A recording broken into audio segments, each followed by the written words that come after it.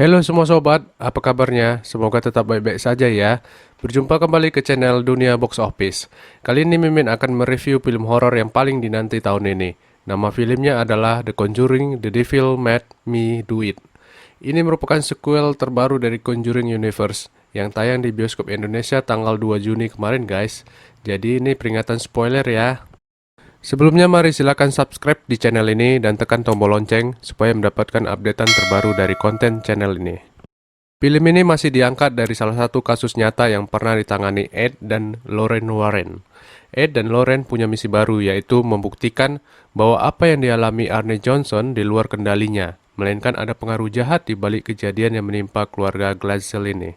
Intinya, kalau film Conjuring sebelumnya memunculkan sosok iblis yang mengerikan, sedangkan kali ini lebih menekankan kejahatan pembunuhan manusia.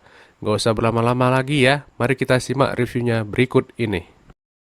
Di awal film, kita akan diperlihatkan rumah besar yang gelap, angker, menyeramkan, dan ada cakaran di dinding rumahnya. Ya, kejadian berkisah di 18 Juli 1981, di mana Ed dan Lorraine dipanggil untuk pengusiran setan David Glazel yang berumur 8 tahun. Ed mengatakan kepada Carl Glazel kalau permohonan pengusiran setan telah disetujui, dan Bapak Gordon sedang dalam perjalanan ke rumahnya. Arne Johnson adalah kekasih dari putri Glazel. Ia mengangkat dan membaringkan David ke tempat tidurnya di kamarnya di lantai 2. Terlihat Arne menyemangati David untuk tetap berani. Kemudian dibalas lelucon David yang mengatakan kapan mau menikahi saudaranya yang bernama Debbie. Beberapa waktu kemudian, Arne melihat dari jendela bahwa seseorang datang ke rumah itu. Ya, dia adalah Bapak Gordon. Bapak Gordon pun masuk ke rumah itu. Lalu di kamarnya, David ketakutan mendengar suara keras ketok pintu. Dia pun berlari menutup pintu kamarnya dan bersembunyi di bathtub dengan menutup tirainya. David termenung melirik sekitarnya, dan ia melihat beberapa jari tangan bergerak di atas tiang tirai itu. Lalu keran air berputar sendiri dan menyemburkan air merah ke David. Ia pun berteriak histeris sampai ayahnya dan Ed dan yang lainnya datang ke kamarnya. Mendengar suara pecah di kamar mandi, Carl pun mendobrak pintu kamar mandi David yang terkunci. Carl melihat sudah ada pecahan kaca lemari di dekat bathtub itu. Di sana sudah ada David yang diam-diam ternyata menyerang Carl dengan pecahan kaca yang tajam mengarah ke paha kanan ayahnya. Semua orang terlihat ketakutan. Kemudian Ed menahan David dan meminta Bapak Gordon untuk memulai pengusiran setan. Bapak Gordon sih bilang kalau si David akan dibawa ke gereja dulu terlebih dahulu. Namun Ed mengatakan bahwa sekarang adalah waktunya. Ed membawa turun David yang kerasukan menggores cakarnya ke dinding. Kemudian mereka menempatkan David ke sebuah meja besar. David ditahan lengannya oleh Ed dan Lorraine dan juga Arne dan Debbie. Sementara Bapak Gordon memulai ritual pengusiran setan. Seperti biasa, tim Ed selalu mendokumentasikan kejadian ini lewat perekaman video. Ternyata makhluk yang merasuki David ini sangat kuat, hingga sulit untuk ditaklukkan. David yang mulutnya dipenuhi busa mulai mengerang untuk dilepaskan. Lorraine di sana terkena tangan David dan memunculkan penglihatan sebuah tangan penyihir dalam altar. Kemudian Bapak Gordon menuangkan air suci ke wajah David sambil berdoa. Sejenak David terdiam, namun ada tiupan angin kencang yang menerbangkan piringan keramik mengenai kepala Bapak Gordon hingga terjatuh. Iblis itu pun tertawa dalam tubuh David. Kemudian Ed mengambil kitab suci dari Bapak Gordon dan mengambil alih ritual pengusiran setan itu. Ed mengucapkan beberapa kalimat namun tidak bekerja. Tubuh David mulai melikuk tidak normal dan menakutkan Debbie. Terlihat Arne berkata ke iblis itu untuk keluar dari tubuh David. Ed melarang mengatakan itu dan akhirnya mereka tidak mampu menahan lengan David. Lalu David meloncat ke arah Ed hingga terjatuh dan ia memukul dada Ed sambil bilang akan menghentikan jantung Ed. Melihat suaminya tidak berdaya, Lorraine ingin membantu, namun lagi-lagi ada penampakan ritual sesat di penglihatannya. Kemudian dengan berani, Arne mengambil David dan ingin menolongnya dengan memaksa si iblis untuk berpindah ke tubuhnya saja. Akhirnya mata Arne berubah warna dan amukan David mereda. Lorraine meminta dipanggilkan bantuan 911 untuk Ed yang sedang kesakitan. Dan kisah pengusiran setan untuk David Glazel pun berakhir. Namun tidak untuk Arne Johnson yang akan dimulai. Kemudian scene film berpindah ke sebuah rumah sakit. Ya, di sana ada dokter bilang ke Lorraine kalau kondisi Ed masih belum tersadarkan diri. Dan masih ada beberapa tes terkait serangan jantung yang dialami Ed. Kemudian dalam tidurnya, Arne masih mendengar suara kejadian di mana ia bilang ke si iblis untuk tinggalkan David. Arne pun terbangun dan di sana ada Debbie. Mereka terlihat sangat mesra. Kemudian Arne ngomong ke Debbie kalau ia mengusulkan untuk mulai hidup baru di luar rumah mereka di Brookfield. Debbie yang baru saja mendapatkan pekerjaan masih mempertimbangkan itu karena ia masih memiliki keluarga di sini. Kemudian Arne dan Debbie keluar kamar dan mulai mempersiapkan camping di halaman rumahnya. Arne bermain dengan David, sementara Debbie cerita ke Judy Glezel, ibunya, kalau si Arne mau mengajaknya keluar dari Brookfield. Ibunya ini hanya menanggapi kalau itu bisa berarti Arne akan melamar Debbie. Lalu Debbie meminta Arne untuk diambilkan nampan isi daging di kulkas. Arne pun beranjak ke dalam rumah untuk mengambilnya. Di dalam rumah, Arne mulai diganggu. Ada sebuah kotak permen terjatuh di hadapannya. Ia pun penasaran siapa yang ngelakuin itu. Ternyata dalam kotak itu ada tikus yang berlari menuju ruangan lain. Arne berjalan ke sana, dan ia melihat ada dinding berlobang. Ia mengintip ke lubang itu. Ia pun dikagetkan ada seseorang di belakangnya dan mencekiknya. Lalu ia tersadar kalau itu tidak nyata. Kembali ke rumah sakit Brookfield, Bapak Gordon mengunjungi Ed yang ditemani oleh Lauren. Lauren terbangun. Bapak Gordon merasa kasihan dengan Lauren yang sudah letih menjaga sampai tertidur, sehingga ia menyarankan Lauren untuk beristirahat di rumahnya. Namun Lauren menolak kalau rumahnya adalah di mana Ed berada. Ia pun bercerita kenangan manis awal mula ia bertemu Ed yang bekerja sebagai pelayan di bioskop sekitar 30 tahun yang lalu. Pindah ke scene, di mana saat itu Arne mencoba menyalakan mesin gergaji saat memanjat pohon. Ia merasa seperti ada yang mengamatinya dari jendela kamar. Ya, di sini penonton diperlihatkan ada sosok sedang berdiri di jendela kamar. Arne menoleh ke sana, namun sudah tidak tampak lagi. Tiba-tiba gergajinya menyala sendiri hingga terjatuh ke tanah. Kemudian Arne pulang ke rumah dengan mobilnya dengan disambut oleh Debbie dan Bruno. Kembali ke rumah sakit, Ed mulai siuman dan memanggil Lauren. Ed katakan bahwa mereka harus memperingatkan keluarga Glezel tentang iblis itu ada di Arne. Sementara itu di rumah, Arne terlihat pusing dan diajak minum sama Bruno sambil mendengarkan musik. Lauren mencoba menelepon keluarga Glezel, namun belum diangkat. Lauren menelepon petugas Thomas, mengabarkan kalau akan ada tragedi di Brownfield Boarding Canals. Arne yang terlihat mulai kerasukan mulai menghayal yang tidak nyata. Ia mulai terganggu. Ia menarik Debbie dari Bruno karena mengira Debbie terancam dari sosok khayalannya. Arne pun terjatuh dan menghujamkan pisau ke arah sosok makhluk yang mendekatinya yang ternyata adalah Bruno. Arne berjalan di luar rumah dengan sosok seperti zombie. Petugas polisi menghampirinya dan seketika itu Arne tersadar kalau bajunya telah berlumuran darah. Setelah itu, polisi menyelidik kasus itu dan mengambil barang bukti pisau dan di berita telah dikabarkan tentang kematian Bruno yang ditikam sebanyak 22 kali itu. Setelah itu, Ed dan Lauren memeriksa Arne dengan hal-hal keagamaan untuk memprovokasi roh yang tidak manusiawi di tubuh Arne. Ed dan Lauren tidak menemukan apa-apa. Di sana ada Debbie yang bilang sebagai saksi kalau saat itu terjadi adalah bukan diri Arne yang sesungguhnya. Kemudian Ed dan Lauren menemui pengacara Arne untuk memperjelas bahwa pembunuhan yang dilakukan Arne adalah gangguan setan. Namun menurut pengacaranya ini, bahwa itu tidak berarti di depan hukum. Ed bilang kalau pengadilan menerima keberadaan Tuhan dengan saksi selalu bersumpah dulu sebelum mengatakan kesaksiannya. Lalu si pengacara bertanya lagi, bagaimana Ed membuktikan bahwa itu adalah gangguan setan? Ed pun mau saja mengundang si pengacara, jika mau ke rumahnya untuk menunjukkan bukti-bukti yang dikumpulkannya bertahun-tahun. Kemudian sidang pengadilan dimulai. Si pengacara bilang kalau kliennya Arne mengaku tidak bersalah dengan alasan kerasukan setan. Setelah itu sidang ditunda. Dikatakan si pengacara kalau ia bertemu dengan temannya di kejaksaan bahwa Arne diancam dengan hukuman mati. Jadi semuanya bergantung pada penemuan Ed dan Lauren untuk membuktikannya Arne tidak bersalah. Ed dan Lauren pun mengawali investigasinya dengan melihat rekaman video awal. Diceritakan bahwa 5 bulan yang lalu adalah awal kepindahan keluarga Glezel ke rumah itu. David berjalan sendirian dan sampailah di sebuah kamar di mana ada kasur di sana.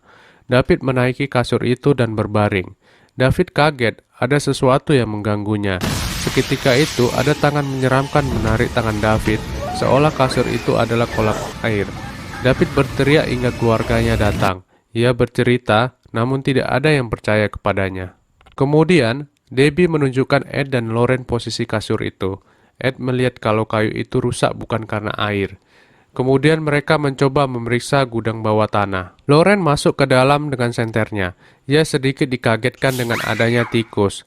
Lalu ia menemukan suatu benda yang disebut totem penyihir, yaitu sesuatu yang digunakan setan dalam ritualnya.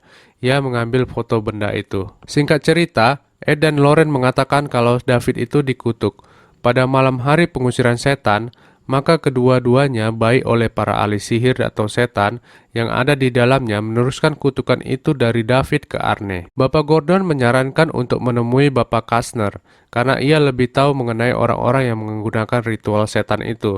Lalu Ed dan Loren menemui Bapak Kastner dan menunjukkan foto totem penyihir itu.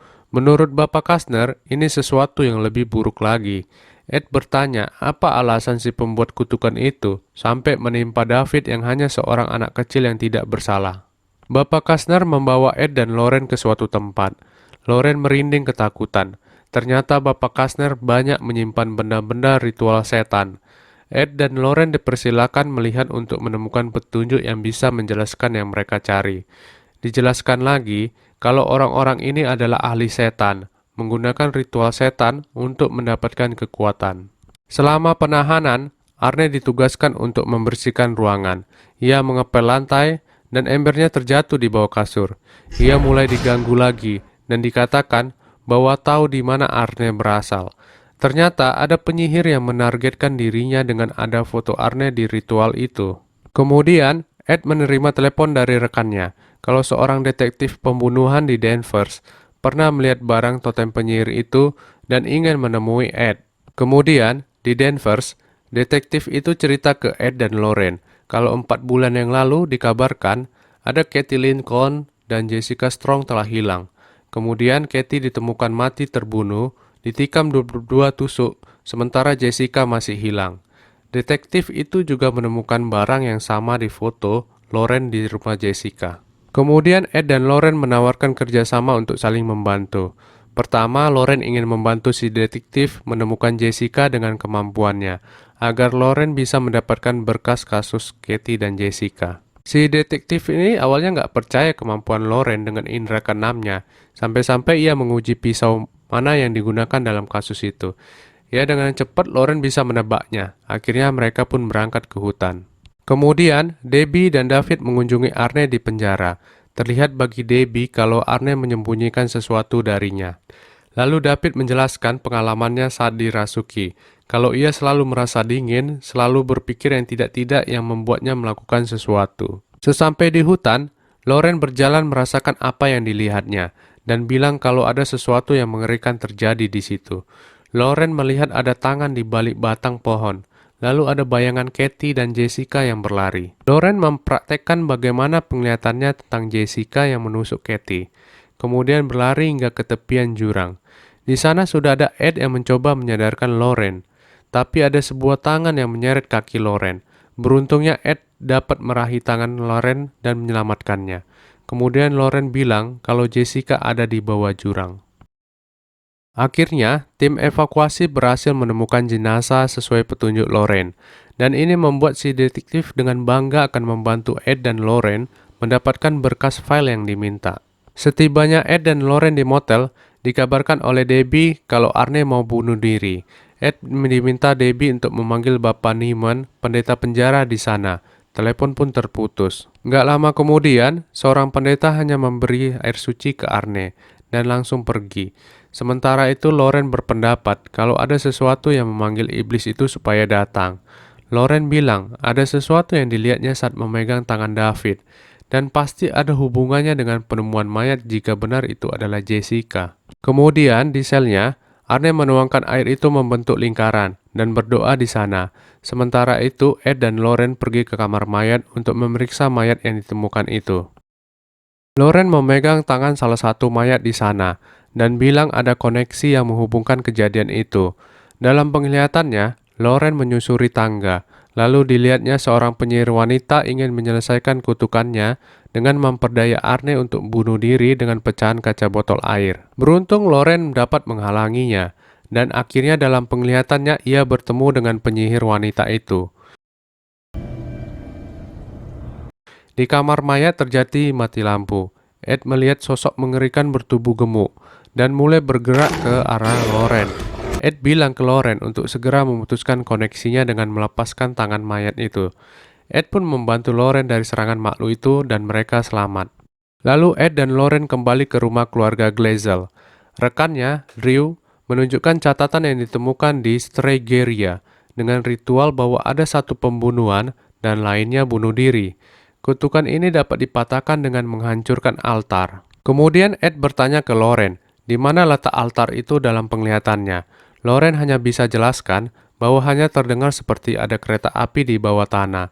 Ed pun menyimpulkan kalau wanita penyihir ini menargetkan kepada Arne dan Jessica yang mana ada hubungannya. Ed pun pingsan. Ed terbangun dari tidurnya. Ia memanggil istrinya. Ed pun bertambah panik ketika melihat ada goresan di dinding dan ada kalung Loren di lantai. Di baliknya sudah ada wanita penyihir berbicara kepada Ed, lalu menghilang lagi. Lalu ada makhluk bertubuh gemuk yang menyerangnya. Ed melawan dengan doa. Ternyata sosok makhluk gemuk itu adalah Loren. Beruntung Ed tidak menikam karena ditahan oleh rekannya Drew. Loren bilang kalau itu ulah si penyihir wanita. Ed pun mencari totem penyihir di kantornya. Ternyata itu berada di pas bunga yang kemarin diterima oleh Loren. Pas bunga itu dipecahkan dan ada totem penyihir itu. Kemudian mereka berkumpul untuk mencari altar itu. Dan rencana mereka sementara adalah Debbie menemani Arne, Ed dan Drew memeriksa berkas yang menghubungkan Arne dan Jessica, dan Loren ke Bapak Kastner untuk meminta petunjuk membaca catatan Strageria. Ed dan Drew mendapatkan kesimpulan bahwa Jessica mendapatkan totem dari perguruan tingginya di Fairfield, yang berarti itu adalah tempat si penyihir, dan mereka menemukan benang merah kalau tempat itu di dekat sungai adalah rumah Bapak Kastner. Ed berusaha menghubungi Loren, tapi tidak diangkat.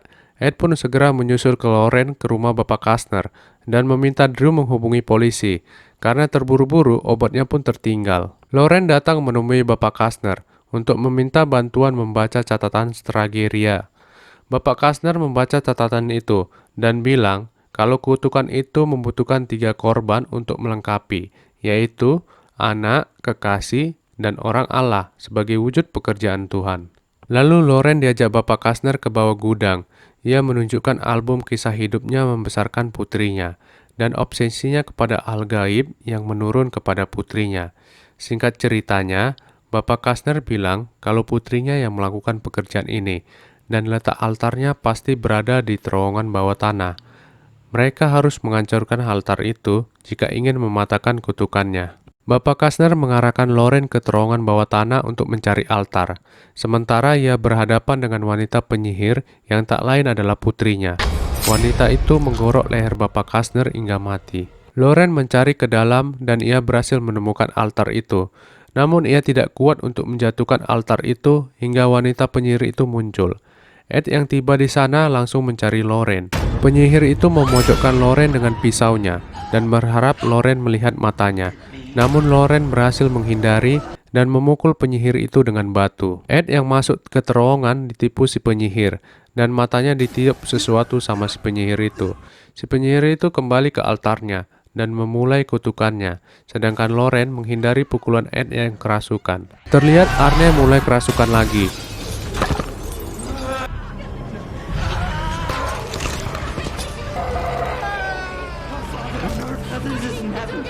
Loren mencoba menyadarkan Ed dengan kenangan manis yang mengingat Loren awal ia bertemu. Arne mengambang di udara dan ia mencoba membunuh dirinya, tapi ditahan oleh Debbie. Akhirnya Loren berhasil menyadarkan Ed dengan rasa cintanya. Seketika pulih, Ed langsung memecahkan altar dengan palu yang dipegangnya. Kutukan pun berhasil dipatahkan. Arne kembali pulih dengan Debbie bersamanya. Si penyihir mencoba menyerang dengan pisaunya. Namun karena kutukan berakhir, iblis pun menghabisi penyihir itu.